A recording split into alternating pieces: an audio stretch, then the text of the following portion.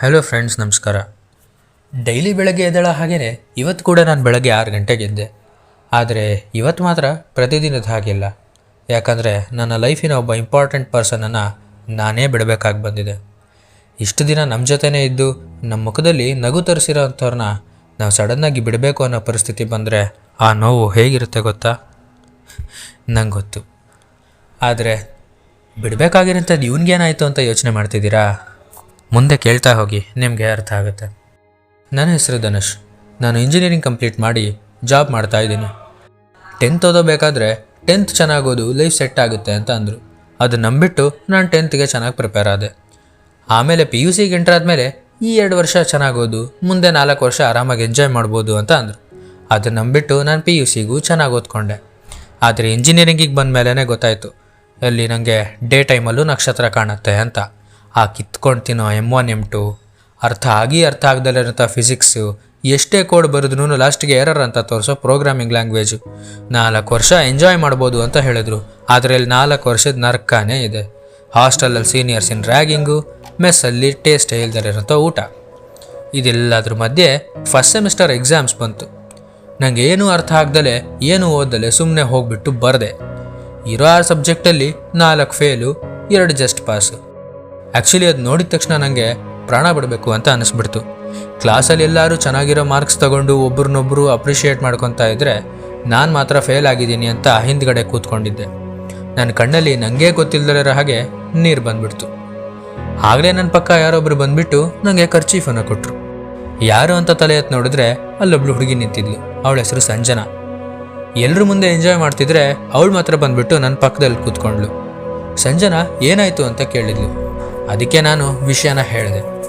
ಅವಳು ಓದ್ಕೊಂಡಿಲ್ವಾ ಅಂತ ಕೇಳಿದ್ದಕ್ಕೆ ನನಗೇನು ಅರ್ಥ ಆಗಿಲ್ಲ ಅನ್ನೋದನ್ನು ಅವಳ ಹತ್ರ ತಿಳಿಸಿದೆ.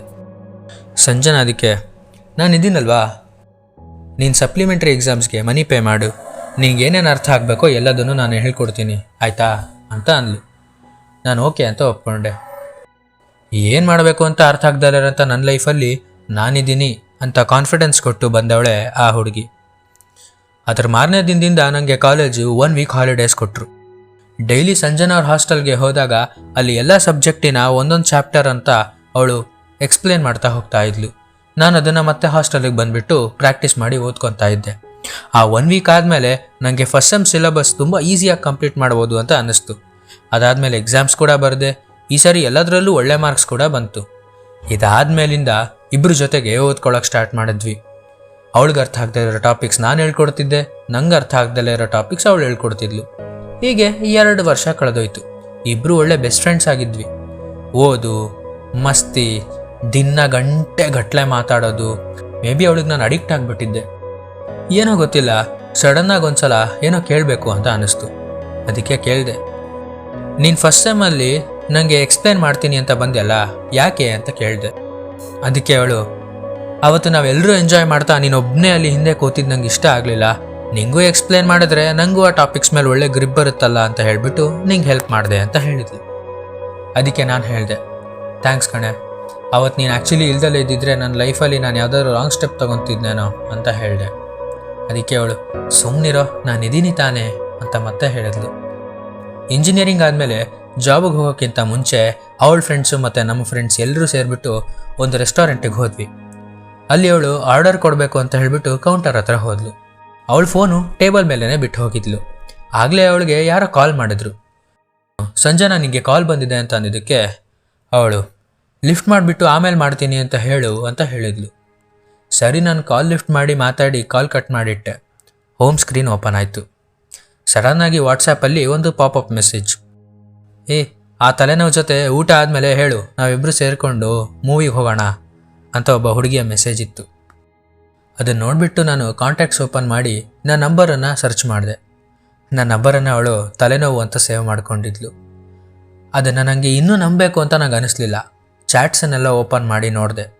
ನಾನು ಮಾಡಿ ತಪ್ಪೇ ಇರ್ಬೋದು, ಆದರೆ ಆ ಚಾಟ್ಸಲ್ಲಿ ಅವಳು ಹೊರಗಡೆ ಹೋಗೋ ಪ್ರತಿ ಸಾರಿನೂ ಈ ತಲೆನೋವು ನಂಗೆ ತುಂಬ ತಲೆ ತಿಂತದಾನೆ ಕಣೆ, ನಂಗೆ ಕೈಲಿ ಆಗ್ತಿಲ್ಲ ಅನ್ನೋ ಮೆಸೇಜಸ್ ನೋಡಿದ್ಮೇಲೆ ಇಷ್ಟು ದಿನ ನಾನು ಬೆಸ್ಟ್ ಫ್ರೆಂಡ್ ಅಂದ್ಕೊಂಡಂಥ ವ್ಯಕ್ತಿ ನನ್ನನ್ನು ಒಬ್ಬ ತಲೆನೋವು ಥರ ನೋಡ್ತಾಳ ಅಂತ ಗೊತ್ತಾದ್ಮೇಲೆ ನನಗೆ ಇನ್ನೊಂದು ನಿಮಿಷನೂ ಅಲ್ಲಿ ಮಾತಾಡಬೇಕು ಅಂತ ಅನ್ನಿಸ್ಲಿಲ್ಲ. ಅವಳ ಫೋನನ್ನು ಅಲ್ಲೇ ಟೇಬಲ್ ಮೇಲಿಟ್ಟು ಅಲ್ಲಿಂದ ಎದ್ದು ಹೊರಟೋದೆ. ಆ ದಿನ ರಾತ್ರಿ ಅವಳು ಮತ್ತೆ ನಂಗೆ ಕಾಲ್ ಮಾಡಿದ್ಲು. ಎಷ್ಟೇ ಆದರೂ ಬೆಸ್ಟ್ ಫ್ರೆಂಡ್ ಅಲ್ವಾ, ಲಿಫ್ಟ್ ಮಾಡಿದೆ. ಸಂಜನಾ ಕೇಳಿದ್ಲು, ಏನೋ ಆಗಿದೆ ನಿಂಗೆ, ಯಾಕೆ ಹೊರಟೋದೆ ಅಲ್ಲಿಂದ ಅಂತ. ನಿಂಗೆ ತಲೆನೋವು ಯಾಕೆ ಅಂತ ನಾನು ಎದ್ದು ಬಂದುಬಿಟ್ಟೆ ಅಂದೆ. ಅವಳು ಏನೂ ಗೊತ್ತಿಲ್ಲದರೋ ಹಾಗೆ ಏನು ಅಂತ ಕೇಳಿದ್ಲು. ಅದಕ್ಕೆ ನಾನು ಎಲ್ಲ ನೋಡಿದ್ದೀನಿ, ಥ್ಯಾಂಕ್ಸ್ ಫಾರ್ ಎವ್ರಿಥಿಂಗ್, ಬಾಯ್ ಅಂತ ಹೇಳಿ ಕಟ್ ಮಾಡ್ಲಿಕ್ಕೆ ಹೋದೆ.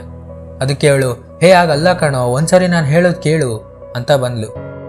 ಅದಕ್ಕೆ ನಾನೊಂದು ಕೊನೆ ಮಾತು ಅವಳಿಗೆ ಹೇಳಿದೆ.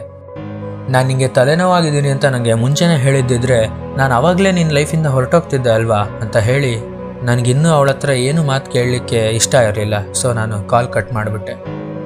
ನೆನ್ನೆವರೆಗೂ ನನ್ನ ಲೈಫಲ್ಲಿ ಅವಳಿದ್ಲು, ಆದರೆ ಇವತ್ತು ಇಲ್ಲ. ಅವಳು ನನಗೆ ಎಷ್ಟು ಎಕ್ಸ್ಪ್ಲನೇಷನ್ ಕೊಟ್ಟರು ನನ್ನ ಹಾರ್ಟ್ ಮತ್ತೆ ಅವಳಿಗಾಗಿ ನಾರ್ಮಲ್ ಆಗಲ್ಲ. ಅದು ನಂಬಿಕೆ. ಇದು ಎಲ್ಲರ ಮೇಲೂ ಈಸಿಯಾಗಿ ಬರಲ್ಲ, ಆದರೆ ಒಂದು ಸಲ ಬಂದಮೇಲೆ ಅವ್ರು ನಮ್ಮ ಫ್ಯಾಮಿಲಿಯಲ್ಲಿ ಒಂದು ಪಾರ್ಟ್ ಅಂತ ಅಂದ್ಕೊಂಡ್ಬಿಡ್ತೀವಿ.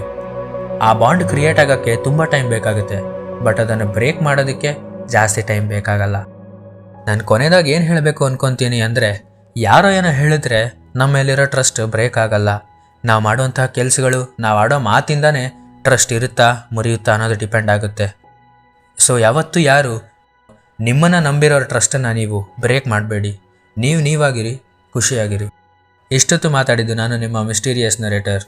ಈ ವಿಡಿಯೋ ನಿಮಗೆ ಇಷ್ಟ ಆದಲ್ಲಿ ಲೈಕ್, ಕಾಮೆಂಟ್, ಶೇರ್ ಹಾಗೂ ಸಬ್ಸ್ಕ್ರೈಬ್ ಮಾಡಿ. ಮತ್ತೆ ನಿಮಗೆ ಮುಂದಿನ ವಿಡಿಯೋದಲ್ಲಿ ಸಿಗ್ತಾನೆ. ಅಲ್ಲಿವರೆಗೂ ಸ್ಟೇ ಟ್ಯೂನ್ಡ್.